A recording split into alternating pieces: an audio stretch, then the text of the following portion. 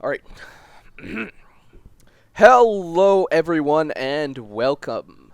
It is the Monday after Three Houses has released, and I have brought some friends to come discuss our first impressions on it. I assume we've all been enjoying the game very much, and naturally, as Fire Emblem YouTubers and people who need food in their pantries, we've decided that it would be a good time to, say a little bit of what we have to say. So I brought two of my most favorite guests from the community, and I will have them introduce themselves now. The first of whom you might know from his videos covering Fire Emblem Cipher. So without further ado, here is JaeAIK. Hey, what's up, guys? My name is JaeAIK. I've been really liking Fire Emblem Three Houses, and thanks for having me on. The second guest I have brought along today, you may have known in the past for helping out with custom supports and the FE Beyond Fates project, but nowadays is mostly known for about complaining about lemons in Fire Emblem Warriors. MaxHP, everyone. Hey guys, I'm MaxHP, and I'm the most behind out of all of them, but I'm still enjoying the game a lot. I'm playing two different routes at the same time. How crazy is that? Well, I guess the game certainly does lend itself to that. So today we will be trying to discuss our first impressions on Three Houses. We will be covering most aspects of the game, like the characters, the gameplay, and stuff. But for all of you concerned with spoilers out there, we will be not going into any of the broad strokes of the plot. We will just be discussing characterization, and that kind of things. We will not be revealing big plot details. We are all at different points in the game, so even if we did, we cannot really agree on a point ourselves that matches up, given the fact that Jay is far ahead of the rest of us, I'm kind of in the middle, and Max, playing two routes at the same time, is a little bit behind. That sounds fair. Yeah. Yep. So, I think we should just get right into it, guys. So, let's start, and we'll go in the same order that we introduced ourselves here to start out. With Jay, what are your impressions of Byleth so far? Well, with Byleth, before I get into Byleth, I think I should probably state that I am not a fan of Avatar characters at all. I think I've been very vocal about my dislike for Avatar characters, but with Byleth, I'm actually really okay with him this time around. I think being a silent main character with like a few words to say, chiming in at like important moments, is something that I hope will be a staple moving on if they continue implementing Avatar characters. And I kind of like that, they have like a set growth as well as a unit. Except that mine got screwed hard. It got RNG screwed hard, so when it came to recruiting like students, it was kind of a pain. And I was only able to really recruit one character, but I'm sure like in future playthroughs I'll be able to like optimize this a little bit better. Yeah, I actually heard, just going off on a side in a moment, I actually heard that if you have a B support with a certain student, it will actually override whatever other requirements they have, actually. Okay, Yeah. so yeah, literally, I would like in my Black Eagles run, I have been like unable to recruit anybody. But in like the first chance I'm able to recruit somebody in my Golden Deer route, I won't say who, but for some reason, somehow I was able to recruit them before like the first mission. Yo, wow. And I have no idea why. I have a theory. I have a theory, but I'm not gonna say it Yeah. to avoid spoilers. But Yeah. yeah. Well, that's good, and I would say that I agree with you that Byleth has been really enjoyable thus far. But before I weigh in, Max, what are you thinking? Yeah, no, I like the way Byleth is implemented. What I'm surprised by is like he can be kind of sassy if you let him be. Like a lot of the choice answers that they give you, like he can be kind of sarcastic and jokey. Some like if you want him to be, which I think is pretty funny.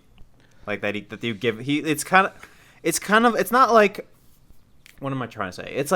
It's kind of like you have like, it's kind of like Paragon Renegade from Mass Effect, but like without obviously the evil connotations or like the moral connotations, you know? I was going to make a Mass Effect comparison as well, actually. I have a lot of Mass Effect comparisons for this game, but yeah. I do agree.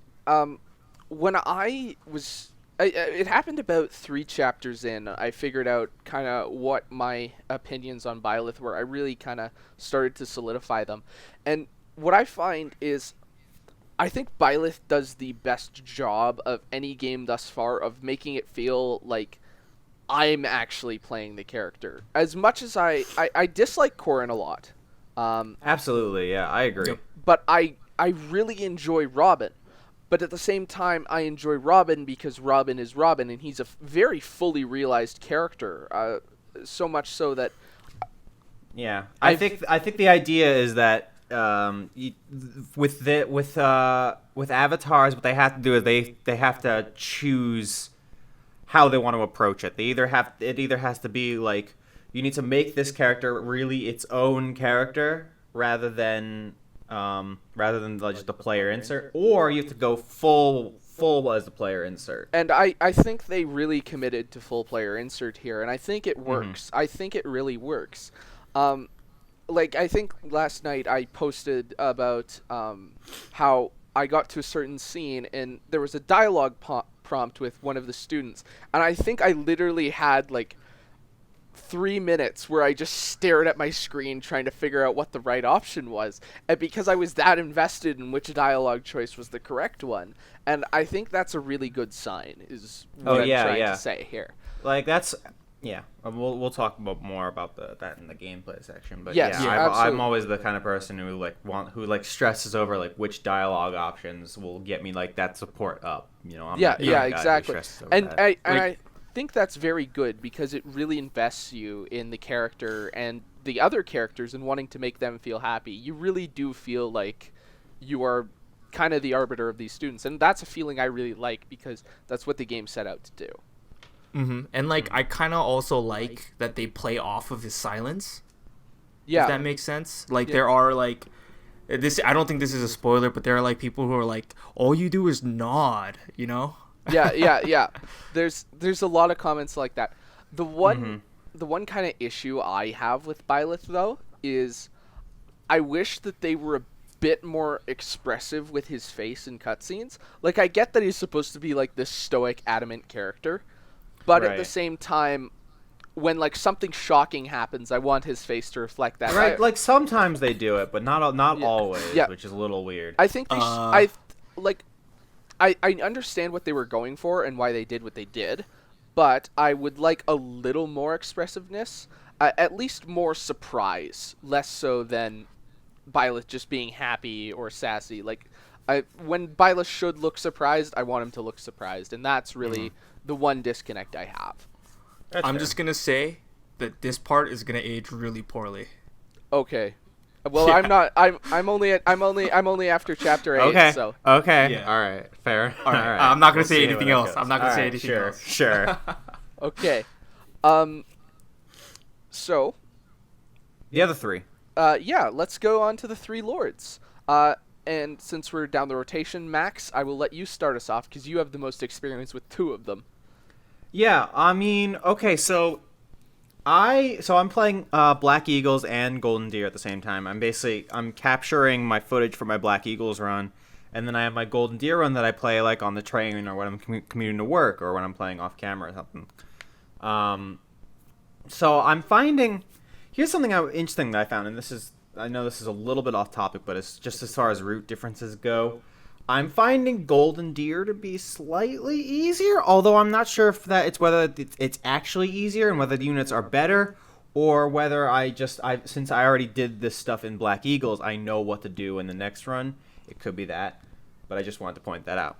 Anyway, so I'm finding Edelgard to be such an interesting character. I just got her C support with Byleth, and it is amazing. It's incredible how much they go into it in just the C support.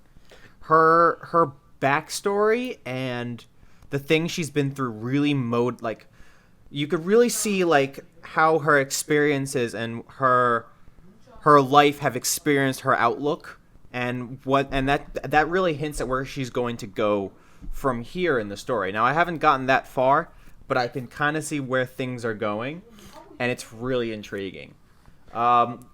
Claude, I have less experience with because I'm a little bit less further on with his route, but he's just like the guy you want to hang out with. He's awesome, and he's super casual, but he also has he's a good heart. I don't have much to say about him yet, but he's cool. All right. Now, I would like to say on your Edelgard comment, as a Black Eagles player myself, paying attention to Edelgard's dialogue and what she says and how she says it has been really important in my playthrough thus far, because her dialogue and stuff matches a lot of what a certain other character says, and it's really interesting to see how that kind of plays into the story. And I've gotten Edelgard's B support, and it builds really well on that C support that you mentioned. Yeah, that's good.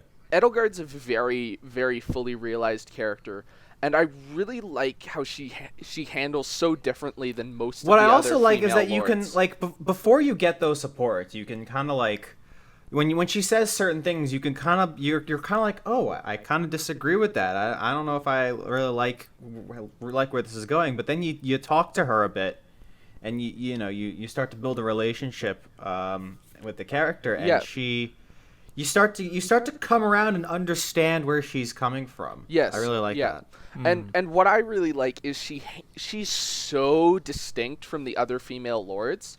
Like, absolutely. My main issue with a lot of the female lords is they all feel very similar to each other, in the sense that they're all these very like she's a complete contrast to Celica. Yeah, the other female lords are like, oh, I hate fighting, but I have to fight because this is war. And then Edelgard's just like, no, Edelgard's nothing like that. No, Edelgard, I've joking, both because of her stats and her gameplay loop and the way that she behaves, I've jokingly called her gender bend Hector, and that seems really fitting.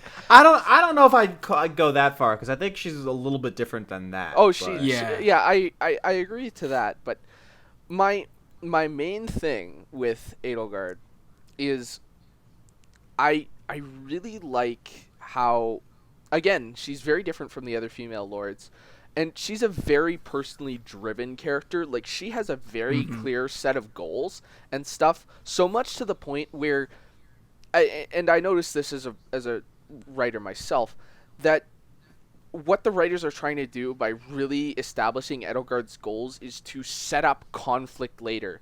And the most important part about conflict is you want to have one character's goals who are incompatible with another character's goals. And but you understand both of them. Yeah, and that's what creates good conflict. And I think they're really trying This game is really good at setting that up. Yeah, and I think that's really what they're driving home with Edelgard, and I'm really appreciating it. She is...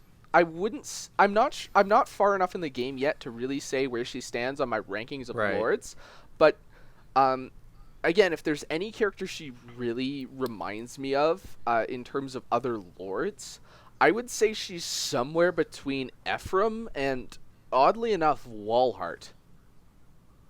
Yeah, I wouldn't even say she's really like any of the traditional Fire Emblem lords. I'd say she's closer to other characters. Namely, a lot of like the morally gray antagonists, honestly. Like Walhart, Camus, Hardin. Yeah, I'd say she's closer to them more. Than I feel she's an Arvis. Yeah, or a Zephiel type character. Yes. Yeah. Sort of, without like the layer of megalomania. Right, exactly. Yeah. Yeah. And I think so. That's really my thoughts on Edelgard. I have a lot of thoughts on Edelgard. I think we should probably move on, because Jay has I'm sure he has opinion. Yeah, on Jay. Dimitri. What about Dimitri? Because we've talked about Claude and Edelgard. So okay, before I jump into Dimitri though, like I think this is really interesting because, like I've been talking to a lot of other like FE-tubers. We've been kind of like in VC while we play, just kind of giving our like thoughts as we go on, right? And one thing that I always found interesting is that depending on which kind of like house you chose, your opinion on all the other like lords like are vastly different from one another. Like I was talking to Link the real Link King 7. I don't know what his YouTube name is. Link King 7, I think. Yeah, it's just Link King 7. I think his Twitter handle is the real Link King. But anyways, I was talking to him. I was like, wow, I really do not like Edelgard. And he's like, but bro, Edelgard is fantastic. And I always found that like kind of dynamic to be I think it's really interesting because you don't get that you don't get the same experience because you're not talking to the character and interacting with them in the same way. Yeah. True. It's an issue. It's an issue. So obviously you're seeing things from a different perspective. Yeah, it's so obviously you wouldn't have the same opinion. I think it's optics, and I think it also speaks to the quality of the game's writing. If you have that much drastic of a differing opinion on the three lords, depending on which house you play, because I think that feels both realistic and makes a lot of sense writing-wise, that you'd, of course, have a much higher opinion of your own house's lord versus the lords of the other houses, which you don't quite get enough of an impression on. Because as much as I really enjoy Claude as a character and as a concept, I just don't know anything about him because I'm not playing Golden Deer. Yeah. Same thing for me. And really, Dimitri going into the game was the lord who I was most compelled by to start with, but I ended up going Black Eagles due to YouTube videos I wanted to make that required me to go to Black Eagles, and I've thoroughly been enjoying it thus far, so I'm very pleasantly surprised of what's happening. So I stepped a little bit outside where I would normally go on my first playthrough, and I'm very pleasantly surprised. And so anyways, Dimitri, we haven't actually even talked about him yet. Speaking of Dimitri, because I am very much farther ahead than you guys, I think I can say that he is my second or third favorite lord. Wow, that's really high praise. That's high praise. I mean, I'm excited to see Dimitri because, like, just like from a distance, he seems like the one with the most air of mystery to him. And he's like, got the one who has like an untold story. Yeah, and he's got the most drastic time skip change as well. Yeah, but like, what is it? Like the entire JaeAIK Monastery, the Part 1 arc is building up, kind of to the Part 2-ish thing, right? But what I find super interesting about Dimitri is that kind of like, as a student, he has like this weird, and he upholds like this weird idea of justice. It's like very naive, like other Fire Emblem lords, right? So in that case, he's very similar to characters like Erica or Celica. But like, I feel like, but normally I would criticize that, right? Because no, but what you're saying is it's a deconstruction of it. Kind of. Like, I think in the context of like him holding this weird idea of justice, right, makes sense because he's a student. Yeah. He's like a kid. He's like attending a school that's supposed to make him a better ruler and a soldier, right? Yeah. So like, the context really assists in helping that blow. And this was something I forgot to mention with Byleth, but normally when characters all like fall over the avatar and like them, it bothers me, but since it's in a school setting and they kind of have to like their teacher and that kind of thing, they're pretty much isolated from the rest of society. Yeah. Like while they're staying at the school. Yeah. So I mean, sure they go out and stuff, but they're like for the most part, the people that they're seeing every day are the students and the teachers. Yeah. So it really softens the blow in that regard. And if what you're saying with Dimitri, as I assume correct, because I trust your opinions, Jay. But anyways, if what you're saying with Dimitri is correct, what I really like then is how different each of the lords feel from each other. Because you have Edelgard, who's this very stoic, adamant character. You have Dimitri, who's this very altruistic and inexperienced character. And then you have Claude, who's kind of this... not taking much seriously. Yeah, this lax sort of... But I mean, at the same time, all three of these characters have like a layer beneath them, right? Yes, like, absolutely. I mean, without getting too much into spoiler territory, like I think Dimitri's character arc, I mean, I wouldn't say he's like, he upholds this idea of justice all the time, because they do have moments of time where like his past comes and affects his future. He has PTSD pretty much. Nice. Okay. And cool. and like that dynamic to me is like by far some of the most interesting. And like this goes into kind of like how this affects, or like his backstory is kind of like the basis for a lot of the Blue Lions characters and how that affected a lot of them. Yeah.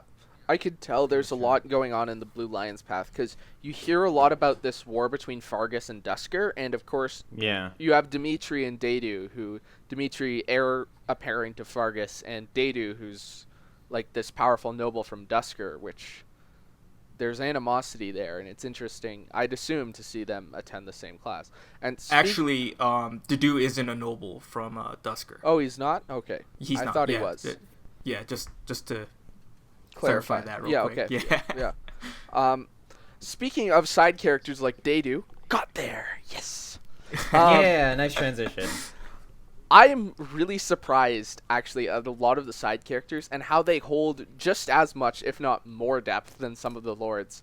I'm not surprised. It's usually mostly the case that like the side characters are the more interesting. But what I really love when Fire Emblem does this is it makes these side characters matter. One of the reasons I love Sacred Stones as much as I do is because of how it involves characters like Joshua and Cormag so much in the story, and they have so much stake in there. Even though they're characters you just get and hire, and they're basically just units that you have. And so far, Three Houses has done a really good job of emulating and expanding on that, because I have a very good sense on who all of the students in my house are, and a reasonable sense of a lot of who the other students are. And I think a lot of what helps this is the wandering mechanics and being able to talk students out in the wild, and the fact that the wild. Yes, in the wild. Bear Grylls. I am out here to recruit Marianne from the chapel. Here is an owl feather. It will raise your support level. I think another thing that really helps like build the side characters is having a very small cast. Yes. Yeah. Yeah, it's not like overwhelming. There's like it's not so big that it becomes like overbearing, or that you feel like you're constantly getting people. It's like you've got all the characters from the other houses, but most of the time you're spending it with your core group from your house. Yeah, it feels very tight. There's very clear roles, and I think a lot of the houses would all feel this way, because I'm really feeling it with Black Eagles. Like, there's very clear and distinct roles, not so much tropes, because I'd be very wrong to say any of these characters are tropey, but a lot of them really, I think, use things a lot of well. I wanna draw attention specifically to a couple of characters I've really enjoyed, Sure. Namely Bernadetta and Petra. Bernadetta. Sorry. Now, Great. with these two characters, I don't want to knock Fates too hard, because that's kind of beating a dead horse. But so I'll be very brief with this. But Fates kind of felt like they were trying too hard to emulate Awakening, in the sense that all these characters had cool, wacky quirks that were really memorable. Let's do that again, but go harder into it. And I can't help but feel like, had Petra and Bernadetta been characters in Fates, or been characters made before the writing team got their footing with Echoes or something, they would have been, Petra can't speak English, or, Bernadetta's always scared. Oh, look at them. They're so wacky. Yeah. But yeah, I think it, like, all the characters, like, they have their, like, their gimmick, but there's always usually like either a reason for the gimmick, or some kind of backstory that elaborates on it, or it's something that they get over. It understands what makes the gimmicks for characters in Awakening really work, and it really builds on it. Because you have characters in Awakening like Owain, who they use their showmanship and stuff to cope with the pain of having lost their parents, and that's a reasonably compelling thing. But then Three Houses takes that idea and takes it a step further, rather than focusing on the wrong thing. The compelling thing is not the compelling thing isn't the gimmick, it's the reason for the gimmick. Yeah, Yeah, exactly. And Three Houses really understands that. And what I've Right. loved about Petra is her, even though she can't speak English very well, her entire character revolves around how she's a fish out of water, and they've really done a good job of building that and how she's adjusting, who are the characters she's enjoyed. And it's interesting to see how that builds with very different characters. There's one, her supports with Caspar, Dorothea. Oh, Caspar is so good too. Yeah. I really like Caspar. I didn't expect to like Caspar at all. Wait until you get Petra and Caspar's C support. It's. I think I got that. I got that one. Yeah. It is really good. Yeah, because like just that bombshell of a reveal in the C support instantly sets up a great. No, like that just makes that. I was like, oh my god, I love these characters so much. Yes, yeah, and I think it's been awesome. So, and then the same thing with Bernadetta. They gave a really good justification, and you can see as her C support and B supports build, because I've gotten B supports between most all of my students at this point, because I've been really attentive to support grinding. And Bernadetta, you can really see her start to come out of her shell with certain characters, whereas with other characters she starts retreating further and further back into it. And one character I did not expect to like at all was Hubert. Okay, Hubert's really funny. I'm not gonna lie. He's absolutely hilarious. He's hilarious. But like, he reminds me so much of Professor Snape. I know the Harry Potter comparison is like lame and overdone. No, I know, but like no, but it's too easy. I love him. He's so funny. All right, I just Jay. like how creepy he is. Blue Lions represent. What do you got? Go. So it's interesting that you say that they aren't tropey, because I think in the Blue Lions house it's very much like traditional Fire Emblem tropes. Like Dedue is that serious, overprotective retainer, That might be intentional.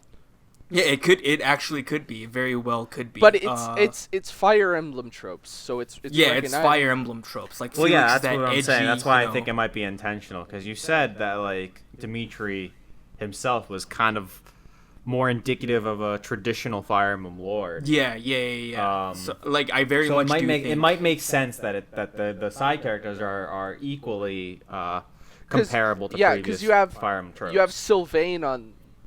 Who's like the womanizer that you see in like every Fire Emblem title. You got Dedue. You got Dedue, who's like the stoic retainer, the stoic person with the scary face that nobody wants to go near. Yeah, and then Felix is like that token edgy Myrmidon, and then Ingrid is that dutiful knight that you see, But but like you said, Zerk, they do take that a step further. There is a reason as to why, Dedue is this overprotective retainer to Dimitri. There's a reason as to why Felix is super edgy. There's a reason as to why Ingrid is dutiful, Yeah. And again, and same thing with Sylvain. There's a reason as to why, he goes around and flirts with women. There's a reason for all of that. And I think... One, it helps that, like I said earlier, it's a smaller cast of characters, so they're able to really explore this a lot more. And another big thing that I think really goes under the radar is that they locked certain supports until you beat like a certain chapter or something. Right, yeah. It really feels like there is growth within these characters. Right, so those supports are happening in such a way. Yeah. Path of Radiance kind of did that. Telly's games kind of did that. It reminds me mostly, actually, now that you mention it, of Eliwood and Ninian. Their support... Yeah. Eliwood and Ninian's support growth is designed in such a way that if you deploy Ninian in every map and you're doing things pretty much right... you will have really only a 1 or 2 chapter variance of when you get Eliwood and Ninian specific supports. Interestingly enough. And that's what I think, really. Moving on to the Golden Deer. I can't really speak too much about the Golden Deer, but I will mention Leonie is very intriguing from the outset due to her history with Gerald. Yeah. Also, crippling Leonie's student death. Yeah, Leonie to me, I don't know. She comes off really rude sometimes, even when she doesn't need to be, And that's kind of throwing me for a loop. I'm not sure if I really like her yet, but we'll see how that goes. Yeah. I like Marianne, though. Like, Marianne is really good, and she would need to protect her. I want to give her hugs and a pillow and a pony. Marianne is too soft. Like, I'm not sure who's the Luna Lovegood of this game. It's either Mercedes or Marianne. And Oh, it's very much Mercedes. Or they sure say it's it Mercedes. in the game. Yeah. They pronounce it like Mercedes in the game, but like That's so weird. I just Yeah, keep it's so thinking. weird. I just keep thinking her last name is Benz, man.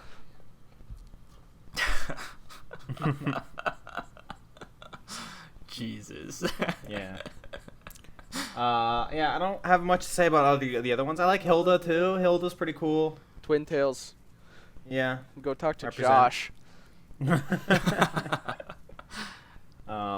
Yeah, I don't know. We don't have much to say about Yeah. So, now of course there are ways to interact with these students, but you can't do that without grinding supports. And to grind supports, you have to play the game.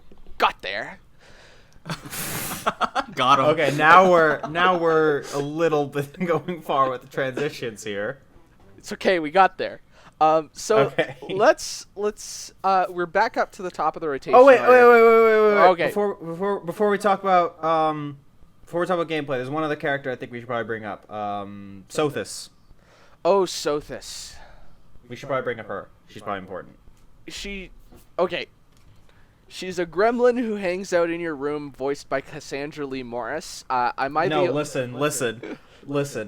Sothis is basically, here's the math equation. You got Igor from Persona 5, plus Morgana from Persona 5, plus Tiki from Fire Emblem Shadow Dragon, and you have Sothis. No, but she's a gremlin who hangs out in your room, who's voiced by Cassandra Lee Morris. It's just Morgana.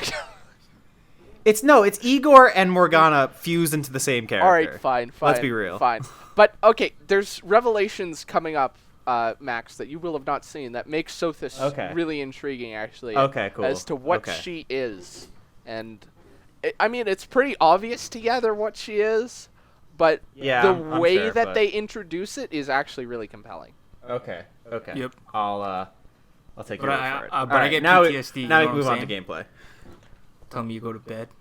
Don't tell me you go to bed. Obscure Persona 5 reference. Nice. All right. Now we can talk about gameplay. All right, yeah. We're back up to return order, so, Jay. I actually have a lot to say about gameplay. Why don't we why don't we split the gameplay into like monastery stuff and battle stuff? Yeah. Okay, Yeah, yeah, let's do sounds that. good. Yeah. All right. Yeah. I'll go get my popcorn if Jay has a lot to say.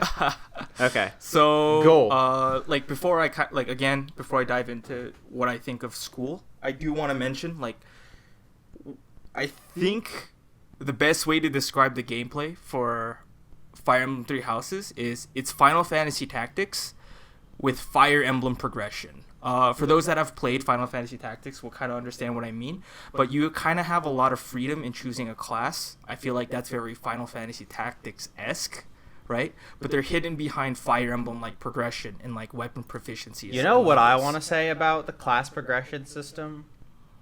Yeah. You know how you have the way they have classes is that you have materials / the seals / your weapon ranks to get them. Yeah. And then you rank up each class to get the skills to get all the skills acquired from that class, and then you can change to a different one. Yep. That system does have Fire Emblem roots. It's actually from you can actually trace it back to a little game called Tokyo Mirage Sessions.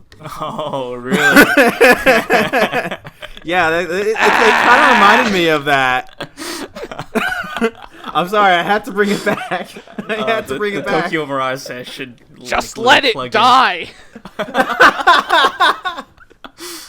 But yeah, let's moving on to JaeAIK Monastery. If for people that have followed me for a while, know that I'm not a fan of school. I still think school's kind of dumb, but the way they implemented it, I think, credit where credit is due, right? The way they implemented it is incredibly incredibly good. My favorite thing so far is kind of the mini game you play with motivation.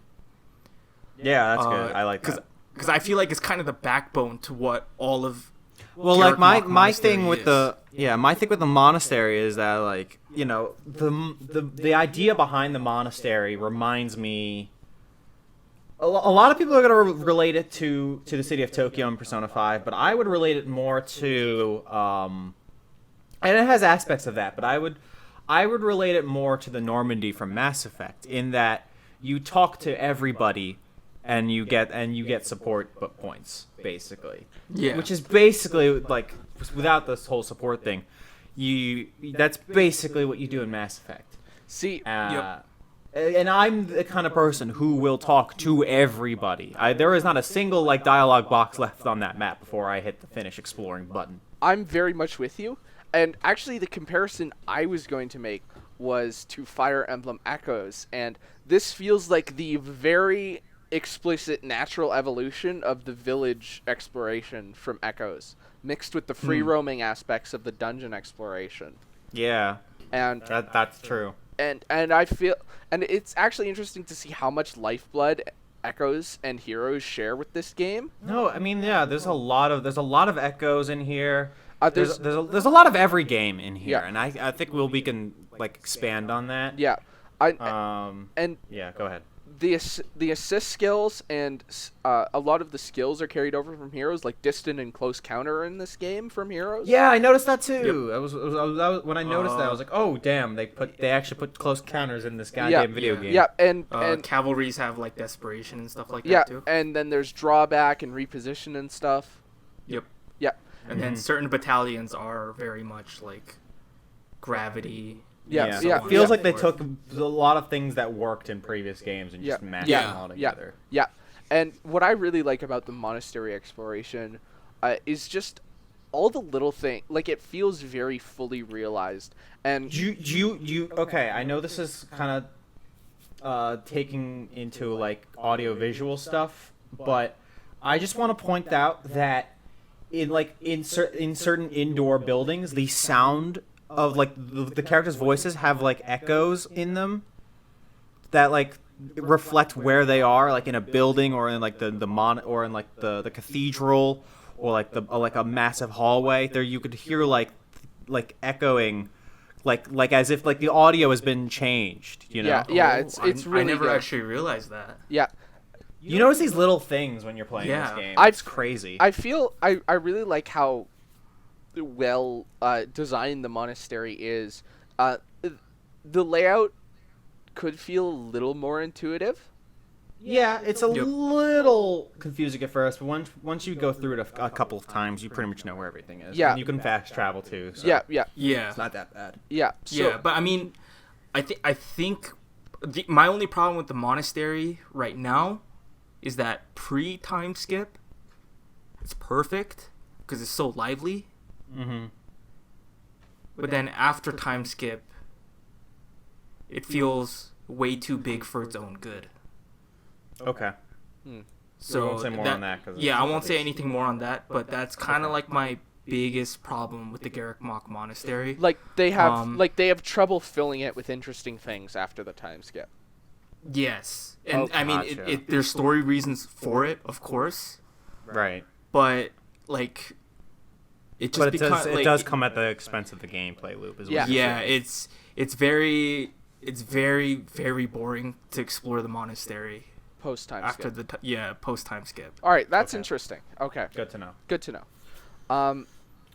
And I think actually the one thing that's kind of surprised me is something I reasonably enjoy about exploring the monastery is the lost items system.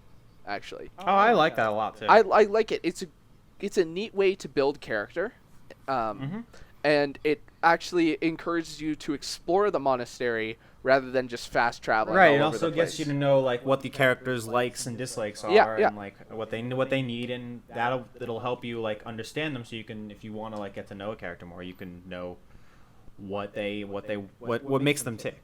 Yeah, absolutely. It's great. I like it. I wish there was more. The one thing I will say about the monastery exploration is there comes a point where you get more activity points than you know what to do with. Right. No, when it's like when you have like 2 to 4 or something, it's like you can kind of all right, I'll do this, this, this, and this. Cool. Yeah. But then you're like, oh, I've got like 6. a bajillion. Yeah. Yeah. Like I have 6 right now in my current playthrough. Like I've already done this. Do I need to do it again? Yeah. Should I do it again? Or? So I basically every time I'm exploring the monastery, I do the tournament. That's I think that's the big difference between this and like a game like Persona 5 Yeah. that has that kind of system. Yeah. Where like Persona 5 is like a consistent like you've got 2 activities per day. Yeah. Yep. Yeah. Do those. Yeah. Because I usually just do the tournament, I do the dining hall, I do choir practice, and then at that point it's like I can go fishing, but It's like faculty training or tea parties. yeah, and it just feels I have more points than I should for faculty training and tea parties.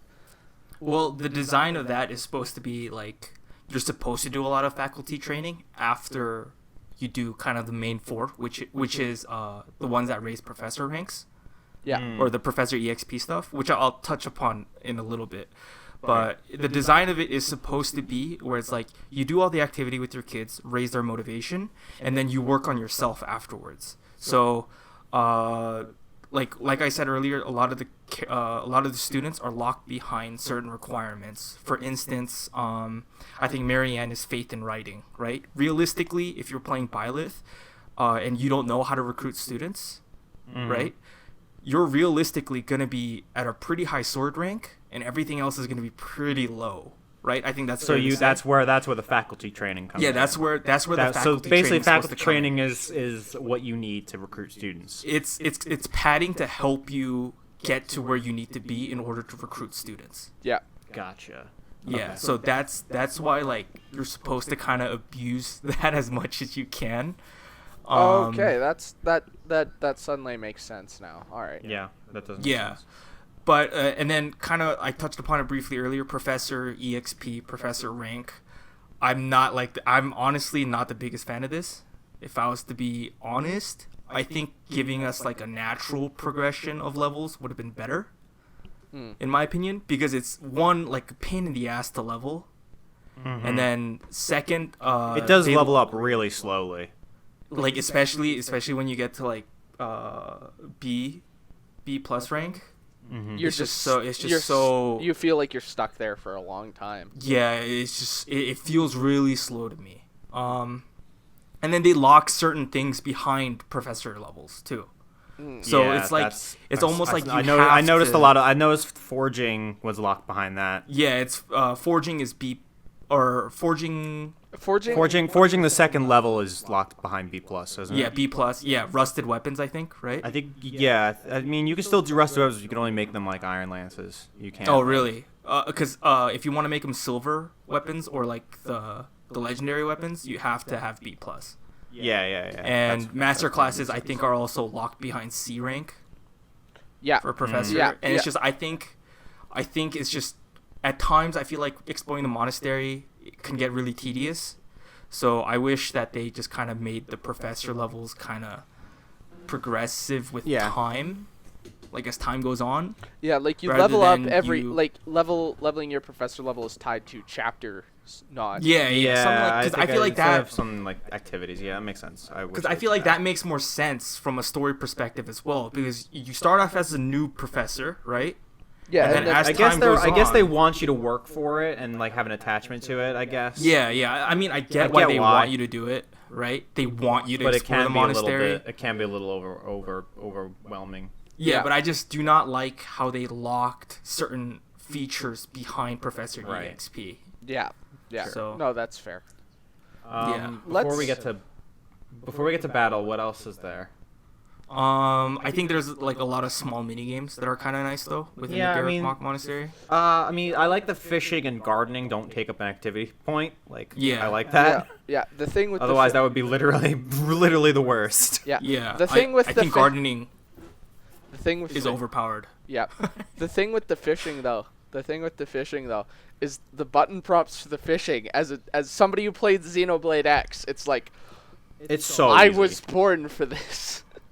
It's so easy. Like I think there was this Twitter post. It was the picture of the turtle from Kung Fu Panda who says "My time has come," and it's like people playing three. I just would have posted the screen caps what's from it X. called? The Persona 3 meme. The I've been waiting for this. Yeah. And it's like Xenoblade X fans playing Three Houses. My time has come, and doing the fishing minigame. Yeah. So let's move on to the maps and gameplay. How have you guys? Not yet. There's one more. We didn't do instruction yet. Oh, I like the instruction system. It feels neat.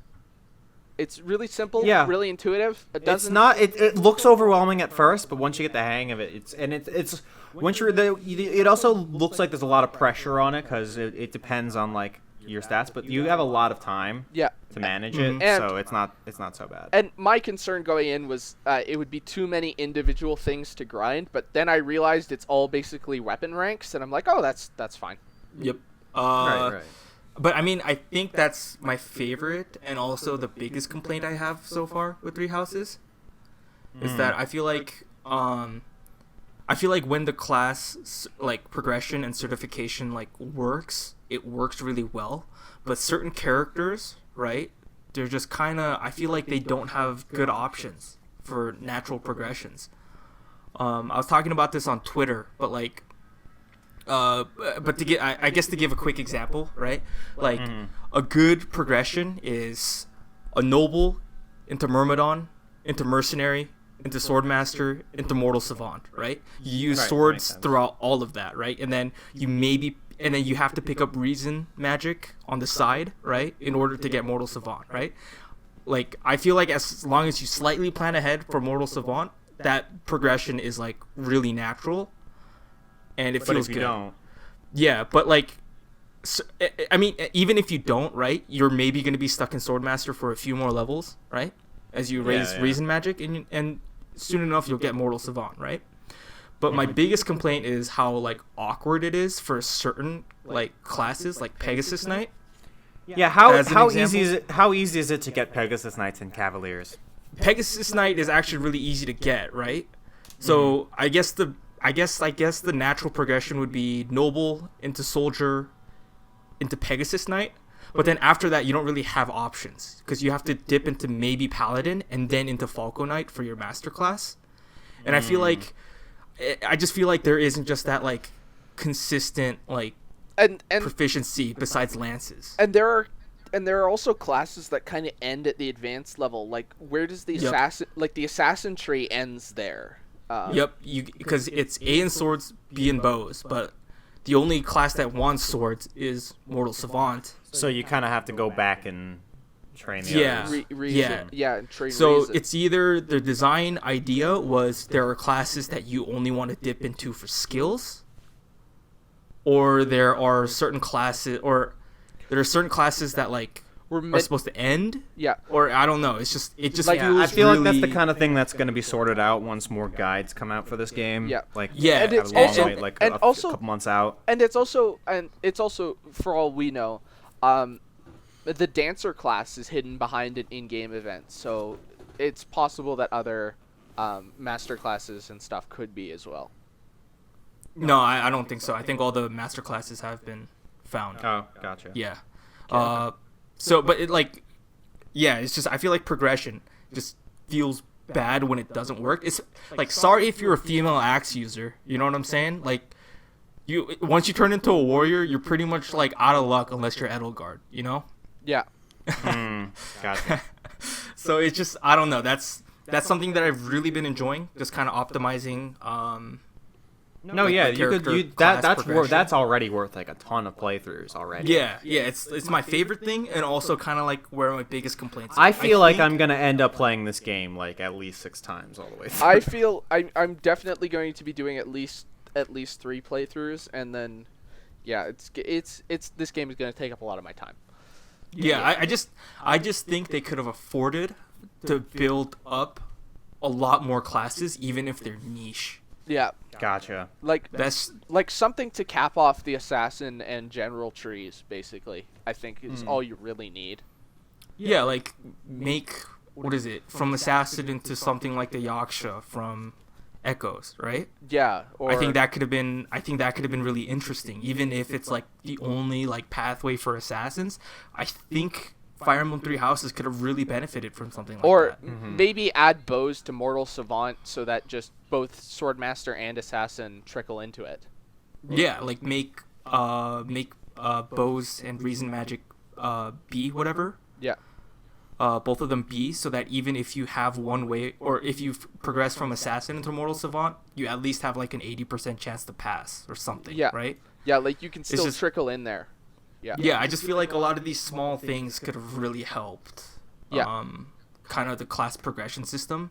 But then again, my opinions on this could change as I see more, I guess, numbers. Yeah. Because It's we also don't know how. it's also possible they could release more classes with DLC as well. Yeah, that too. Which But is it's just for me right now, it feels meh when it doesn't work. Yeah. So let's move on to the maps, actually. I have been enjoying the maps thus far. They haven't been that complex, but I've been enjoying them. Yeah, it seems like they're a mix between. It seems like a lot of them are pretty inspired by Echoes, but not like, but like with a little bit of tinge with the other modern games.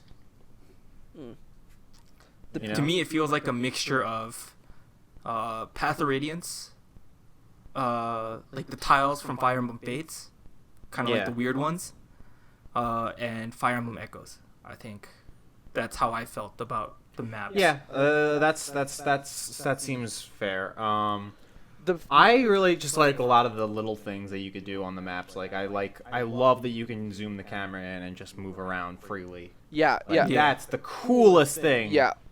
I've ever seen in a Fire Emblem game. I remember I spent like 10, 20 minutes just like taking Edelgard around the first map and just looking at the scenery and looking at everything. Like, I will say, and this goes for all aspects of gameplay, the UI for this game is so intuitive.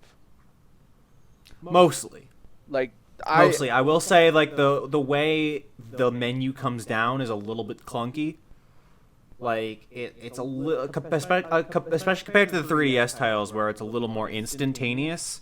Like, because every time you click, you know, you have to move your character. Like if you move your character somewhere, and you decided you don't want to do that, it'll take you all the way back to where you were, and then you have to move it again, and then you have the menu drops down. You have to go through the animation. The animation can be a little bit clunky to have to go through. I wish there was a way to speed that up a little bit.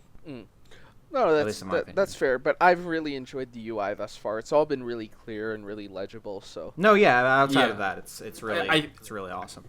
I think for the purpose it serves, and then the space that it's trying to fill, it works. Yeah. The big I thing, do I think it's one thing. It's because you have to you're going from the 3DS, which had the dual screen, which could show you all your unit stats instantaneously without having to push a button, back to the Path of Radiance style, where you have to like select the unit and select their stats individually. Without you have to hover over them and then press the button to get their stats and stuff. Yeah. So there's a little bit of an extra step, but that's again a hardware limitation. Yeah. Yep. Thus far, I think the chapter I've enjoyed most was the chapter in the tower, with the guy who had the relic lance. That was an enjoyable chapter. That's the only map I found thus far to be really dynamic and really interesting. And the twist at the end of that chapter is actually really cool. How you think you're done and then you're not. And I won't say any more than that in case you're not that far, Max. Yeah. Okay. You also get more invested into that map if you take the Blue Lions route. I will say that as well. Well, since it's Sylvain's, Yeah. Right. It's interesting. Like the lack of weapon triangle threw me off initially. Here's a fun fact. Because all the weapons in the weapon triangle exist in this game, you feel initially inclined to use it, and then you start to realize it doesn't matter. What's up? The weapon triangle gets removed on hard mode. It's there on normal mode. Is it there on normal mode? Yes. Since when? I don't think it's on normal mode. I don't think so. I thought it was. I have people No, telling me it is. it's definitely not on normal mode. Is it I not? don't think so. Is it Yeah, not? because I'm kind of trying to rush through on normal mode right now, so I can figure out the mechanics as fast as possible. Yeah, I'm playing on normal mode. I haven't And they noticed definitely that there's a weapon they don't triangle. they don't have a triangle, but they have a soft triangle. What does that mean? They have, so if you raise weapon proficiency, you get the breaker skills, and that acts as a pseudo triangle. Oh, Okay. gotcha. Okay. Okay, but there is no weapon triangle. Yeah, that's what I thought. Yeah. Zerk, why are you lying to me? Okay. It's just what I heard. I'm sorry. Don't hurt me. This is me channeling my inner Bernadetta. It's okay. I forgive you. So, anyways, the removal of the weapon triangle seems weird to me, especially since all of the weapon triangle weapons are present. Like, Yeah, at least in Echoes, you didn't have axes. Yeah, so axes, so didn't you were have more axe inclined to not access. use it at all. you didn't have axe access. All right, shush. But like in this game, you have access to all three, so Yeah, no, it seems weird. you start to want to use it, and then you realize, oh wait, it doesn't really matter. Yeah, Just it seems throw it's- units at people and hope it works. It's, Yeah, my strategy has just been equip Javelin onto Dimitri and just have him mow through everything, and it's been working so far. It's the same thing on Black Eagles. Equip Edelgard with hand axe. And same thing with Golden Deer. Have Claude shoot everybody. Yeah. Great game, hooray! Like actually, a lot of like Edelgard, Hubert, Byleth, and Petra have just been absolute monsters actually in gameplay. And then like I have Bernadetta, who's my long range unit, and she's kind of there. And then the rest of my units are kind of like have to pick up the slack because Yeah. For me, it's Petra, Bernadetta, Hubert, and Edelgard. Is that yours also? Yep. They mine- just yeah. put in work. They put in. Yeah. Hubert really helps with the magic too. Well, Like, he's got the he puts in the work. The one thing that really peeved me is there's a chance to get a dark seal to get to upclass Hubert, and I missed it because I had classed Petra into a thief for the steal skill because I thought I was so smart. I mean, can you buy it later? I was You might be gonna able to buy it later. I thought I was so smart because I was gonna steal the dark seal so I didn't have to fight this scary ass enemy, and then I would just steal it off of it. But then I realized how the steal skill works, and I realized Petra had the exact same speed as this enemy, so I couldn't use it. So I felt so smart, and then the game just slapped me, and I was really upset. But That's a feels bad man moment. it does feel bad, man. Yeah, I got really lucky with my fight. I just had Felix proc his crest twice. See, I've heard on is it Lysithea, I believe, can actually one-shot that enemy if you train her right. Yeah, if you set it up correctly, yeah, Lysithea can probably one shot the guy. Yeah. But that's only for Golden Deers. Everyone else has to kind of be like, I have to get really lucky here. Or you could try what I did, but your Petra only has 22 speed. I say only because 22 speed is Petra is doubling everything, but at the same time, I just needed one more. That's such a feels bad man. Yeah. It do be like that sometimes. Yeah. Are we done with maps and we can move on to presentation? I Yeah. think so. Yeah. I think this game is running off the Warriors engine. Oh, No, it yeah, for sure is. it definitely is. I think they confirmed Koei Tecmo worked on this game. Well, yes, Koei Tecmo's listed in the credits. So yeah, Yeah. and this game, I wasn't sold on the cell shading in the trailers, but the more that I look at it, and the more that Yeah, I no, get I used mean to it definitely works better for it definitely works really well for faces. Yeah, I like it for character models. It looks pretty good. And like having a lot of NPCs on the screen at once. Obviously, that's probably something that Koei Tecmo came in to help with. Yep. Because they're really good with working with that stuff. yeah. textures could be a little better, but like overall, the game actually looks really, really nice. Yeah, it comes together and pretty well. and I think the game runs very well so far. Anyways, I've had. Yeah, I mean the one thing I will say is the load time. Yes, I was about to long. mention Yeah. that. I was about to mention that the game has run pretty cleanly at 30 for me the whole time, but the load times have been kind of atrocious. Yeah, they're really bad. Oh, It's it not ge- like gets it's not like worse something later. that it's not something that like really harms the game that much, but it is a little annoying. Yeah, it's just minor inconveniences. Yeah. I also like that from the initial trailer that they showed us, they fixed a lot of the frame rate issues. Yeah. Yeah, Because that Sothis cutscene when they first showed it on the trailer was just like, Yeah. this is like really unbearable. Yeah. Yeah. Kara has been known to kind of be a bit lazy with their frames. with their frame animation. Yeah. Yeah. It's a technique to kind of up the image quality, but without spending more money to make it more fluid. Yeah. Yeah. But like it was just super noticeable though. Yeah. And I did not like it at first, but Yeah. I'm glad yeah, they no, fixed that. it's like it wasn't as bad with Echoes because there wasn't as many cutscenes. Yeah. But Yeah. Yeah. with And then Three Houses, it's a little more distracting. yeah, they also fixed a lot of the textures from when we saw that Lorenz cut screenshot. Yeah. Mm. Yeah. So I'm super thankful about that. There are still some wonky stuff like the lighting on armors and stuff like that. It's just something that like I've noticed. It's like a small detail, but it's something I've noticed and it's been really bothering me. Yeah. Like Sylvain gets black armor, and so the lighting on that it becomes really like Weird. ×2. Yeah. So it becomes when you see the lighting bounce off of his black armor, it feels really it doesn't work sometimes. Yeah, it looks a little off. Yeah. And that's just something that I've noticed. I will say I've warmed to the key art as well. Yeah. Like I yeah. wasn't too sold on the key art, but now that I've had more chances with it and I've seen the portraits move and change their emotions, and I actually Yeah, really I'm love into it. this. I'm into it I now. really love this art style. Yep.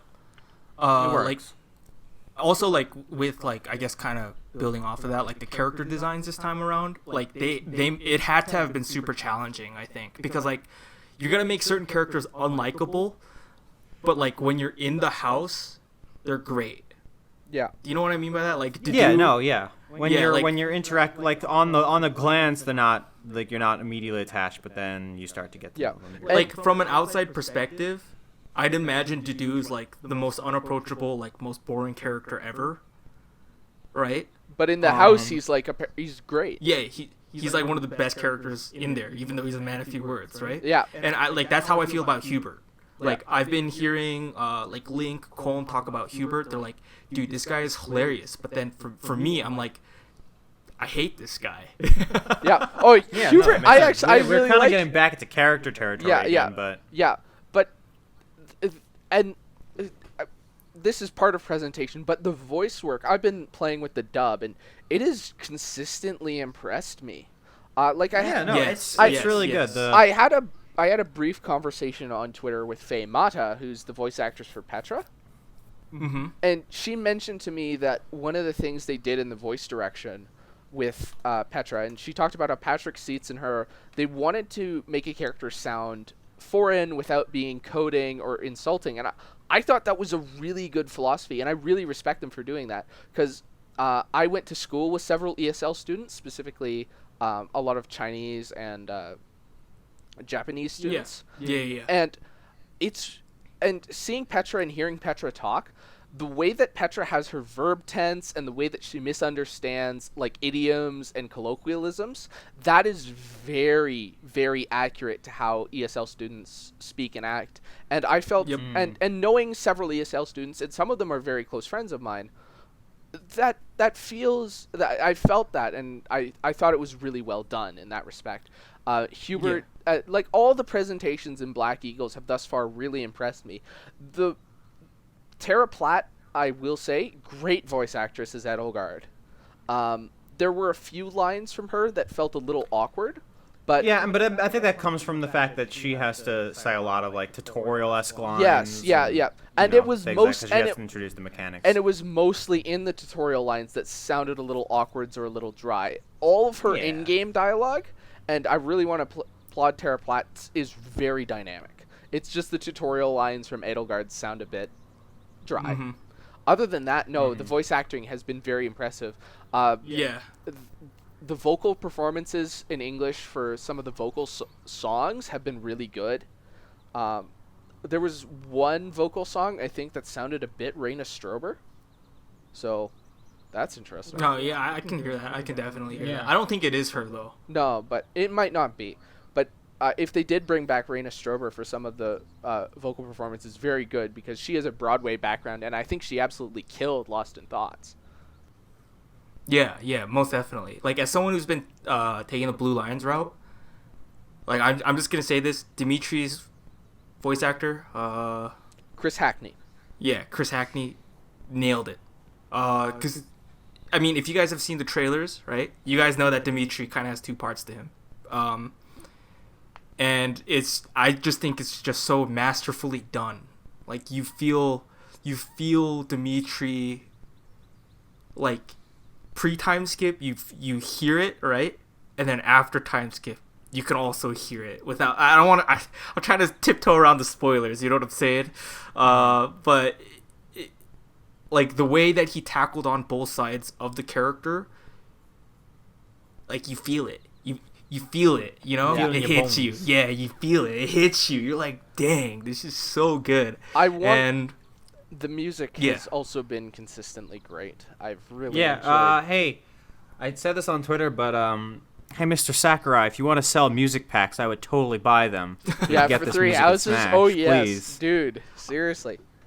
I'm actually on the other side of the boat. Seriously, I'll cough up the money, Sakurai. You just tell me what to do, and I'll do it. Like, I just feel like 3 Houses music, there hasn't been anything that like hit me like Echoes has. Like, I remember sitting there for when I got to Act 4 in Echoes, I like sat there and like listened to the music. I disagree with that, but because like every Fire Emblem game has really kind of like that Haymaker theme. Like, Awakening had Don't Speak Her Name. Fates had Lost in Thoughts. Echoes had Brakut's theme. It was there's that Haymaker theme, and I'm really excited to find out what 3 Houses one is. Cause I'm sure it's there. I'm undoubtedly it's there. I don't think I'm far enough in to really get it. Like, I'm not saying it's bad. Okay, like don't get me wrong. It's just when just nothing, like, it's consistently good. It serves its purpose. And my favorite music is when like the boss is like slowly approaching you, like the JoJo meme. But like, but like nothing has been like that standout like the songs that you've mentioned. And who knows, maybe that'll take a while, because my favorite Awakening tracks are Id Purpose and Old Battlefield. Old Battlefield plays on Priam's map, which is stupidly late game, and Id Purpose is the final map theme. So for all we know, it could always be down, because I don't think you've beaten the game yet. Have you, JaeAIK? No. Not even. I don't think I'm close. Yeah. So maybe none of us have reached that Haymaker theme yet. I feel like there is one that people could argue for. Right away? No, it's not right away. I think you're getting up to it, Zerk. Okay. Yeah. That one was the only one that kind of stood out to me, but it didn't give me that impact like the other songs that you've mentioned, if that makes sense. But I could be the odd one out, of course. I could be the odd guy out. I could, maybe I didn't give the track enough of a chance, Yeah. So, and maybe it'll take a few listens or something. Yeah, maybe it's something that'll grow on me. Yeah, rather than because I didn't like, because Heritors of Arcadia didn't start growing on me until the 3rd or 4th listen, and I thought, yeah, no, this is great. Yeah. So, with that being said, I think we've talked about most of the aspects of the game. Do you guys want to get any words in edgewise before we move to wrap this up with our thus far favorite and least favorite thing? In kind of a speed round? Okay, no, then I'll save it for the end then. No, say it now, because we'll get in, and I want to end with our favorite and least favorite thing thus far. Okay, I just want to say, like, as a conclusion, as a wrapping up statement, as something that would bookend this nicely, Max. Yes, I play this game and it feels like it feels like for the first time it's a complete reinvention of Fire Emblem, but it also doesn't lose its identity. Yeah. Like it's like you see like it feels like everything's changed, but it also feels like everything that has changed is a natural evolution. Yes. Yeah. Like And- you could you look past all the changes, you see all the Fire Emblem influences and how things are like, oh, that's kind of like what this was before. It's just been changed enough that it feels different now. Yeah. Yeah. Mm-hmm. I'd compare this to this is what Thor Ragnarok is to the first 2 Thor movies. Honestly, this game kind of feels like what they wanted to do with Fates. Yes. And just like couldn't make it work the first time. In before like every review site or reviewer doing Black Eagles finishes the video off with, "This is what the Norpath should have been." Yeah. you know it's gonna happen. Oh, Yep. but does the game make you feel like Batman? It really makes you feel like Spider-Man. Fire I guess for Emblem me- Three Houses blends Dark Souls and Game of Thrones. Oh no. Oh no. It's the Crash Bandicoot of strategy RPGs. Oh, Oh no. my god. Oh no. Oh. All right. What do you got, Jay? I think for me, as someone who's like a lot further than you guys, by preliminary kind of like feelings for the game, I think it is my 3rd favorite Fire Emblem game so far. Just based off mechanics alone. Okay. I think my Fire Emblem favorites are kind of weird. FE6 is my absolute favorite just because of how wonky the mechanics are and how abusable some of the things are. So just by that kind of aspect, like, I hope you can kind of see why I really like Three Houses, because there's a lot of mechanics and a lot of things that you can explore with the mechanics.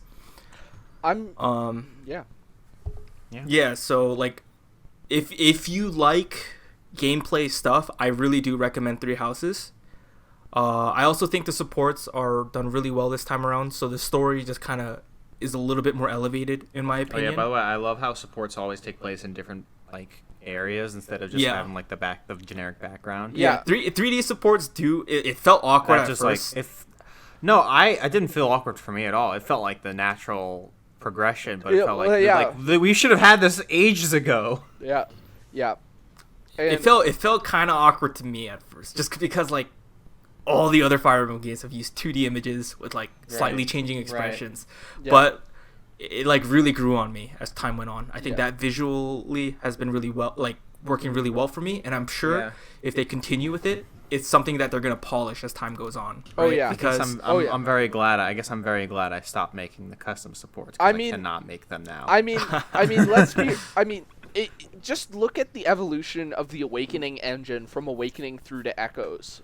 Like how much smoother, how much snappier, and how much punchier the animations got between Awakening to Echoes is amazing. So I can't wait. I cannot wait for them to reuse to build on this engine and reuse it. Yeah, because this is probably going to be the engine for whatever the next Fire Emblem game we get is. Listen. Let's be honest. It's gonna be a genealogy remake. It's gonna be It's gonna be either genealogy or FE6. maybe FE6. Yeah, FE6. I'm personally or like an FE7/FE6. I personally I'm leaning towards more like an FE6 remake, because that's what the director of Echoes wanted to do, was an FE6 remake, but it could go FE6 or genealogy.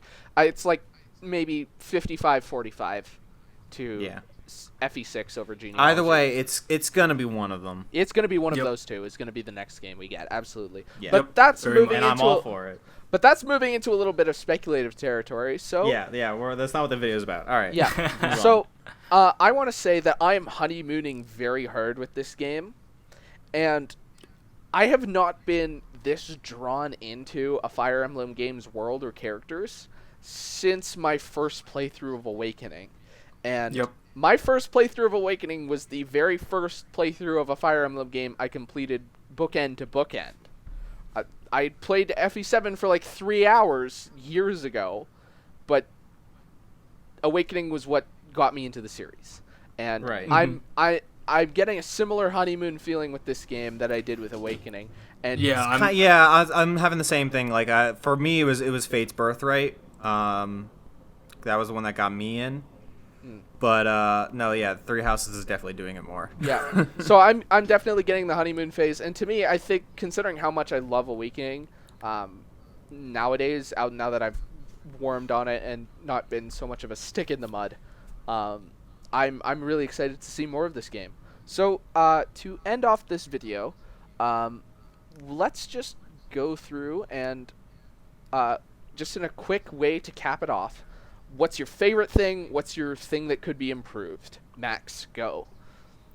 My favorite thing, my favorite thing is the presentation. Just like all the little things, all the tiny details. Like I made a video a while back about the little tiny details in Fire Emblem Echoes on the presentation front, and a lot of that stuff has been brought over here, and a lot of it has been expanded, and I like that a lot. Okay. And what do you think could be improved? I feel like Larry King interviewing you. Thing that can be improved would be, again, I guess just like if I had to make an improvement, I'd say like maybe the opening is a little slow at first. The game throws a lot at you, but not much happens in that first few hours. I think that could be improved. Mm-hmm. Jay. Yeah. For me, I'll start with my least favorite. I touched upon it briefly. It's the character class progression. I think they could have really benefited from having a lot more classes, even if they're niche, or, like we talked about it earlier, they just kind of gave more weapon types to the advanced class. Yeah. So that it's just easier to, like, have a natural progression as you level your characters up. But other than that, my favorite thing about Fire Emblem Three Houses so far has to be kind of the mechanics of the game. As a big fan of Final Fantasy Tactics, all three of them. Please make a fourth one, Square Enix. Hear my please. Jay starts burning incense and putting his pentagram for Final Fantasy Tactics in the background. Implying that I already don't do that nightly. But yeah, as someone who really likes Final Fantasy Tactics and Fire Emblem, this to me feels kind of like the love child. So I've been having a blast with the mechanics. And can I just say, people have been giving Lorenz a lot of crap for his haircut, but I think it's hilarious. I think it's hilarious. His haircut is so lame. It sucks. I love his haircut. It's so bad that it's like unironically like kind of good in a way.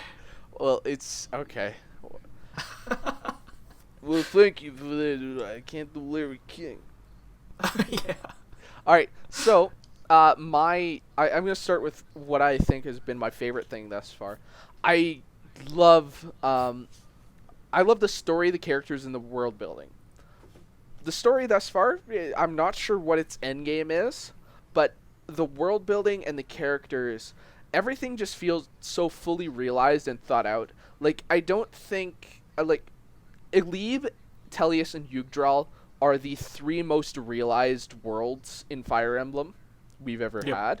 And I think they were very much emulating Tellius for Foldlan. And yeah. it feels like as the game progresses, Foldland is going to get to the point where it's going to be as fully realized, if not more so, than Tellius. And that really excites me because I love world building and I love the characters. I love the political interplay. That's what draws me to Fire Emblem. And yeah, I'm just sorry, I'm gonna cut you off right there just for a second. It gets infinitely better. Okay, good. Excellent. Yeah. I am looking forward to this then. I would be liking that greatly, as Petra would say. But yeah, no, I love everything they've done. The world feels very alive, very lived in, and just so many small details, like the library having all this lore that you can just go to. it feels so very well thought out, and I don't know if it's They put a lot of love into they it. put a lot of love and care into this game, and it makes me think to the fact that this game was delayed, and that old Shigeru Miyamoto quote that everybody copies and pastes every time and uses incorrectly. I'm just trying to imagine what this game would have been like if it came out in like October. Of last year. No, I don't think it would have been half as fully realized as it is. Right. Like there's genuine creative passion. I mean, a lot of that world build. I think a lot of that world building stuff is done like pretty early on. Yes. From what I understand from game development. Yeah. So I don't think that would have changed much. But I think like the polish of the game, like, the mechanics, how it looks would have been. It would have been drastically different. Yeah. Most definitely, yeah. Yeah. But I've really been consistently impressed by the world building thus far. What I think could be improved, and this is relating to the story, I think this is a problem pretty exclusive to the Black Eagles path, just judging by certain plot revelations and where I think they're going. But thus far, I felt that they've been really heavy-handed in playing the twists, to the point where it feels like the game is winking and nudging at me, and they may have... Oh yeah, I already can tell where things are going. And to the point where the game has been winking and nudging at me a bit more than it should be, and it's been playing its cards a little too fast and loose. And I want to compare to there's a certain character whose reveal should have the same impact as the reveal of Zelgius as the Black Knight did, and I feel that the way that the game has been foreshadowing it won't, simply by virtue of I've already probably figured it out. And that's my problem with the story. Anyways, Three Houses. Overall grade, 7.8 out of 10, not enough water, IGN. Needs more boat maps. Yeah. Boggle War. I haven't seen a boat map yet. I'm legitimately upset. No, we need more boat maps. We definitely need boat maps. Boat maps! Alright. So, I have been ZerkMonsterHunter, your host for today. These have been my guests, MaxHP and JaeAIK. Do you have anything to say? Plug yourselves for the friendly viewers at home, maybe? Play Fire Emblem Path of Radiance. I was expecting, hey, subscribe to MaxHP on YouTube, watch my Gatry video or something. But no, it's play Path of Radiance. Alright, fair. Yeah, I'm sure everybody will go out and buy a $130 game. Rather than doing the easy thing and subscribing to MaxHP. But play Fire Emblem Path of Radiance on the Nintendo GameCube, released in 2000 and what, 4 or 5? 4. I don't remember. 4, I think. Yeah, don't worry. If you want to play it on your TV, and get an authentic copy, it only costs about $100. It's probably closer to like 300, but it's whatever. Closer to 100. Oh, is it really? The cheapest one I saw was 135 Canadian. Jesus. Yeah, sounds about right. Jay? Yeah. I'm gonna be for Three Houses content. I'm gonna be making kind of like guides that explain mechanics. Shortly, I just kind of want to get through my first path before I really sit down and make concrete guides. And where can I'm gonna make. Oh, go ahead. And where can people find those guides, Jay? You can find them on my YouTube channel at JaeAIK. Just type that in. I'm pretty sure I pop up now if you type my name into the search bar. So that's pretty poggers. But you still have Sherish as your PFP, right? Yes. Yeah, yes, just look for I that. have Just look for that, viewers at home. Yep. So yeah, I will be making guides for that. If you want to hear my bad Fire Emblem takes, follow me on Twitter, also at JaeAIK. Right. Max, do you have a Twitter? Yeah, it's MaxHP. I'm gonna be making some stuff similar to the Gatry video and the Rowan video once I watch a lot more of the supports and understand the characters. But I want to finish at least like one path before I do that. I will be making a video about Petra sometime in August, right here on this channel that you're on right now. And, anyways, thank you all for watching. Hopefully you enjoyed this mess of a podcast and my two guests. So without further ado, as always, no matter what games you like to play, happy hunting.